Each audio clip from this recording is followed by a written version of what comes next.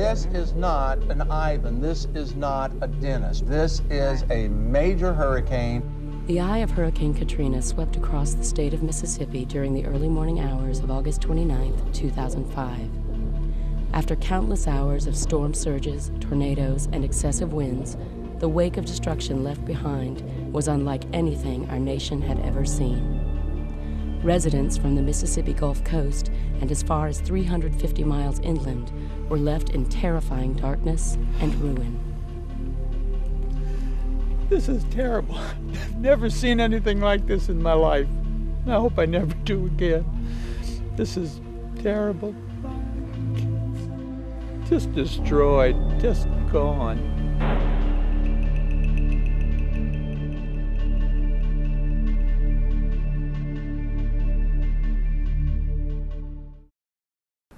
When the storm come through, the tornado took my house.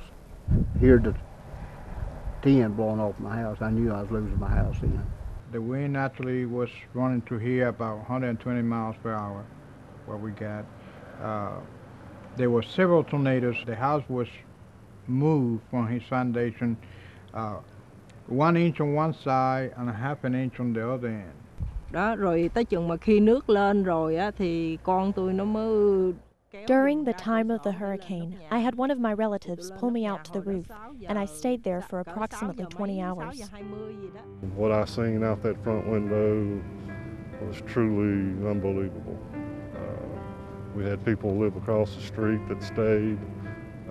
The lady was pregnant. They ended up, a raft floated by to their window, and they were able to get out of the window and float away. He looked like a ghost. I mean, he was so scared that he couldn't move the time I got here. And all he could do was say, "My God, y'all alive, y'all alive." Almost everyone suffered some sort of damage, from broken windows to leaky roofs, and many residents were left with no more than the clothes on their backs. We lost almost everything. Just salvaged a few pictures, a few mementos, but other than that, we did get through with our lives. Thank goodness for that. Everything in the house was gone.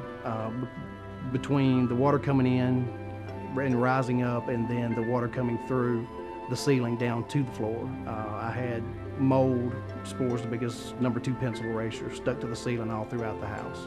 And then, of course, everything that came up, all the furniture, appliances, everything with the salt water was ruined.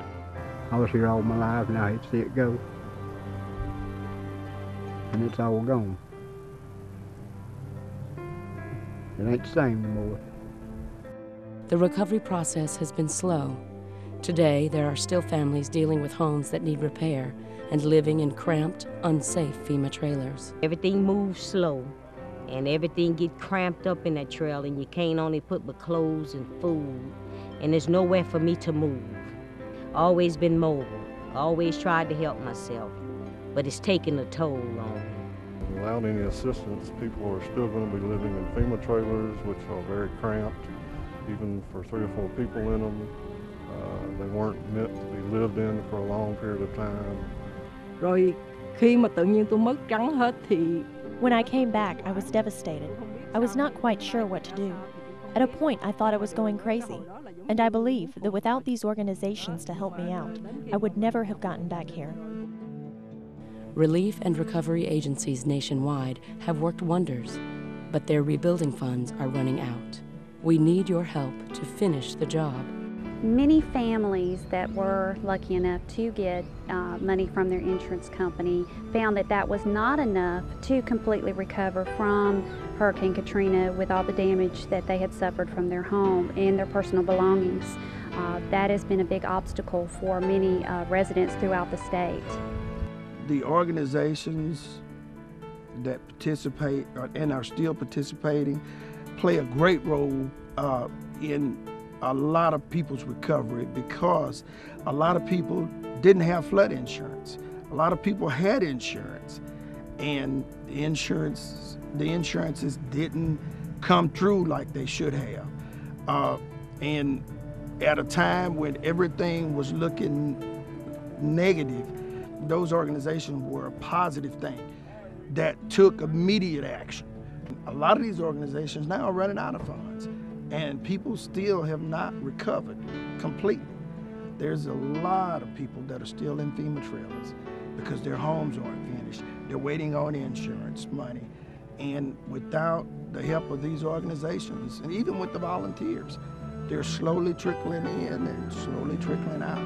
And people have just not been able to recover and wouldn't be at the point of recovery that they are now if it wasn't for these volunteer organizations and the funding that they provide. Like everybody else, the insurance didn't cover hardly anything.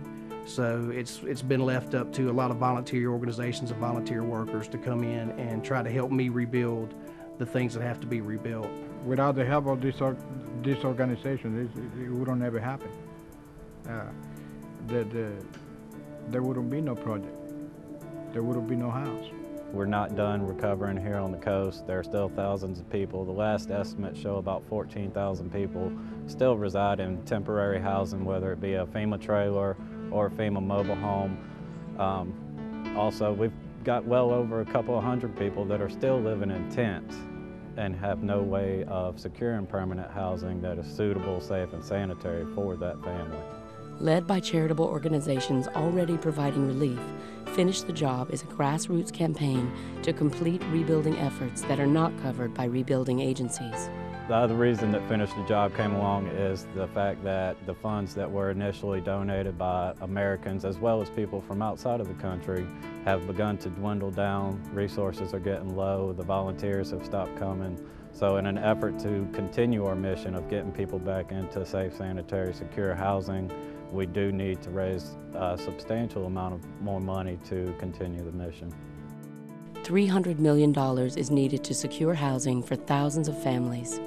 If that number seems daunting, realize that it's the equivalent of $1 per American. The idea behind Finish the Job is we're grateful for everything that's been given to our area in recovery, and what we ask is that everyone in America just give one more dollar towards finishing the job of recovery here in Mississippi.